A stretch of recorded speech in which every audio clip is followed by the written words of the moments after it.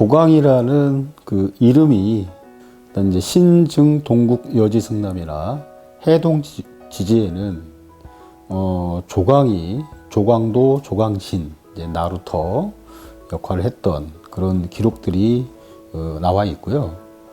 이제 조광이 좀 특이한 점은 그 한자로 조자가 할아버지 조자를 쓴다는 조상조 할아버지 조. 그래서 직역을 해가지고 뭐 할아버지 강이다 이런 말들이 좀 많이 있습니다, 사실. 그런데 이제 역사적인 기록을 보면은 거의 이제 한강 하구, 하구로 많이 나와 있죠. 그 한강의 그 일부, 이제 김포를 관통하는 곳을 여기에서는 조광이라고 하고 그걸 할아버지 조자를 쓰는데 이 지역에 있는 그 70년 전에 조광 쪽에 그쪽에 이제 어렸을 때 살았던 분들한테 또 여쭤보면은 조광 위에 다른 말을 쓴 게 뭐가 있느냐, 삼기야라는 말이 있더라고요. 근데 삼기야는 기록에도 나와 있더라고요.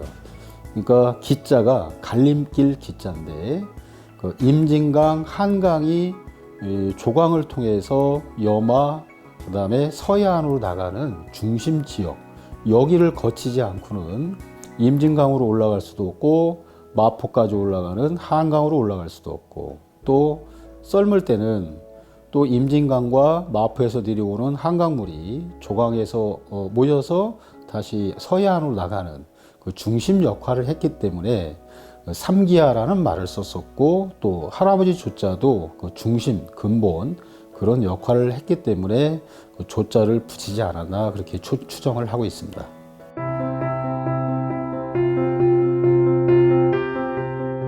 이제 우리나라가 이제 남북으로 분단되기 전을 본다고 하면은 이제 수도가 어디에 있었냐? 수도가 고려시대 때는 개경에 있었고, 개성.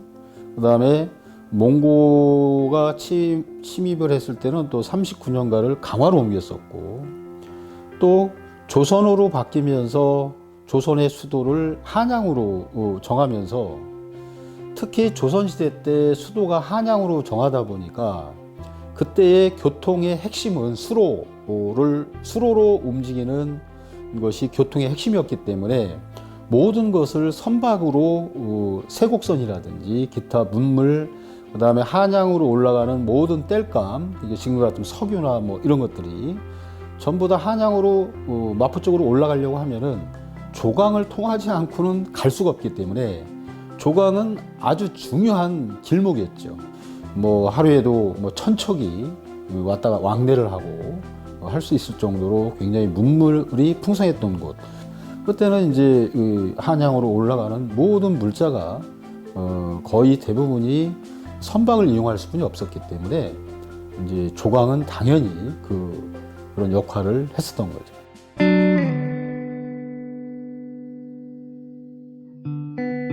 지금은 이제 철책 있고, 사실 그 철책을 만들기 위해서 뚝을 싼 거죠. 그 당시에는 53년도까지는 철책이 없기 전까지는 거기가 이제 그 자연 상태였었고, 그 철책 앞에까지 집이 있었고 이런 상황이었기 때문에 굉장히 아름다웠겠죠. 이게 1953년도까지는 거의 100호가 거기서 집을, 그 논이 다 집이었었기 때문에 살았던 곳이에요. 학교도 있었고, 이게 전쟁이 일어나면서 거기 있는 분들이 그 배 같은 경우는 그쪽의 주민들을, 어선을 갖고 있는 분들한테 만나서 한번 얘기를 들었더니 전부 인천으로 이제 다 소개를 당했고, 배부터. 그래서 전쟁을 이제 겪으면서 또 거기서 다시 끝나고 살 수가 없고, 그건 이제 본인이 문제가 아니죠. 국가에서 그렇게 했으니까. 그분들이 전부 그 뿔뿔이 다 흩어지고, 일부는 거기 조광 1, 2에 지금 나와서 살고 계신 분도 있어요. 그분들이 이제 80이 넘으셨는데, 이분들이 뭐냐면은 조광포 향후회가 있다는 거예요. 그래서 그 깜짝 놀랐어요. 처음에 거기 조사 나가가지고, 아니 여기 왜 우리가 향후회라고 하면은 경상도 향후회, 전라도 향후회, 충청도 향후회 뭐 이렇게 얘기를 하는데, 100m 앞에 두고 향후회를 만들었다는 것을 보고, 야, 이게 우리나라의 현실이구나. 그래서 1년에 한 번씩 모인대요. 살아계신 분들끼리. 그때는 거기를 못 들어갔었으니까. 지금은 들어갈 수는 있는데, 그때는 못 들어갔어요. 10년 전까지만 해도. 그러니까 지척에 앞에 두고, 그분들은 늘 저기가 우리 조상 대대로 살아왔던 내 집이었었고, 옆에 내 친구였었는데, 그분들은 거기서 살아왔기 때문에 그걸 늘 눈에 아련하겠죠. 그러니까 또 향회를 조직해가지고 그렇게 하고 있고, 이제 그런 걸 듣고 나서 대한민국의 그 디아스포라는 것이 대한민국에도 일제시대 때 우즈베키스탄, 키르기스탄으로 이렇게 한 그 디아스포라도 있지만은 6.25를 통해서 이런 디아스포라도 가슴이 아프구나. 이런 부분들이 많이 남아있는 곳입니다.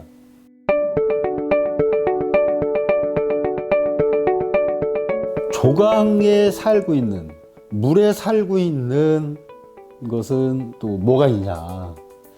이제 기록상으로 제일 많이 알려져 있는 것은 황대어는 기록에 나와 있습니다.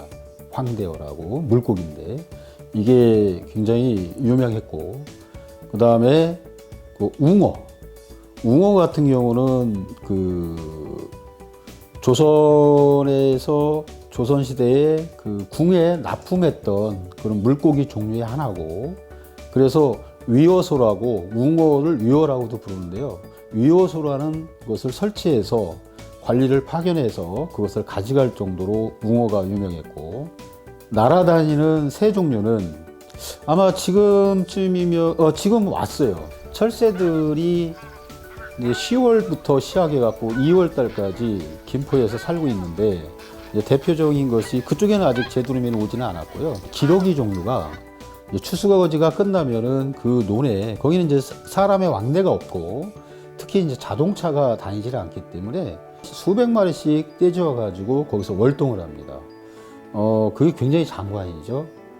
이제 조강이라는 지리적인 부분에서 기수역 역할을 했던 부분이 물고기 종류가 굉장히 좀 다양하고, 바다에서 살고 있는 고기도 올라오고 민물고기도 있고, 그 다음에 새 종류도 조강을 기점으로 하는 주변으로 두루미라든지 황오리 뭐 이런 것들이, 철새들이 굉장히 많이 온다는 것은 뭐냐면은 그만큼 먹을 것이 있다는 얘기거든요. 기수역이기 때문에 그런 것이 풍부하다.